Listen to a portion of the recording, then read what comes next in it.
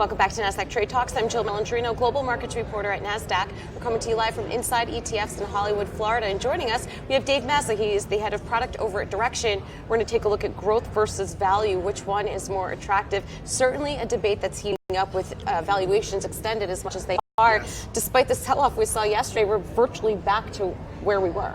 That's right. I think what we've seen over the past couple of years is value has significantly underperformed growth. In fact, by some measures, we're at multi-decade lows between the ratio between growth stocks and value stocks. And everyone's wondering when is that value going to come back? What's the impetus? In our opinion, though, until we see an actual recession and a repricing of stocks, you don't see value come back. Yeah, and I would agree with that because value stocks, they're considerably inexpensive relative to growth stocks, but with the market and the valuations where it is right now, it almost makes it hard to identify. Well, that's the whole point, exactly. Yeah. So it's easy to say that we know that they're inexpensive, and in fact, value stocks are supposed to be inexpensive.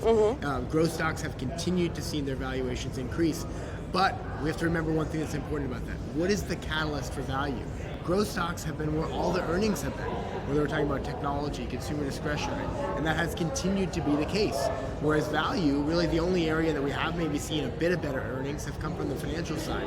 Energy has been a disaster for some time, and the earnings that have come out of those names have struggled as well, and now oil prices may be actually trending lower. It's going to be difficult to see the energy names begin to carry value forward. So while people are waiting for that reversal to come, we don't see it happening. Well, it's also with the large cap growth stocks, particularly in technology area, that's one of the only sectors where they have had some significant capex and R&D back into the company. That's what spurs future growth. There was not much of that in 2019. I think it was even record low levels because the trade was an overhang. Right. It's really hard for corporate management to give that kind of guidance to invest those resources. So perhaps part of it can be that there's been no investment over the past year. Yeah, in fact, in the data we saw that come out today actually indicated that CapEx was a bit weaker than expected, durable goods was a bit weaker than expected. A lot of that to your point, has to do with the overhang of the trade war. Right. But really the question becomes is, do actually corporate management begin to start reinvesting again in 2020? But the area we think they're going to invest in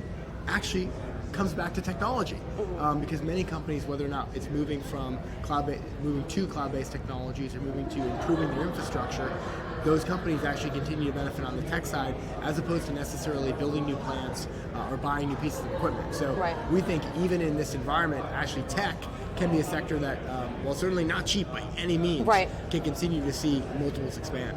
Yep, and the stocks that are in the value group, if they're not putting money back into investment, how are they going to grow? So they might be stuck in that value trap for quite some time until you start seeing that investment. Yeah, exactly. So until, unfortunately, in our opinion, while it sounds nice on paper to say, well, things have stretched, right? Now it's time to go back into value. Again, until we see a full repricing, and which in our opinion has to come from a true market sell-off, which we're not expecting anytime soon, but when that day comes, that's when you should be ready to load up on value. Until then, stick with growth. All right, Dave. Great to see you as always. Thanks for joining us Inside ETFs. And thanks for joining me on Trade Talks. I'm Jill Malandrino, global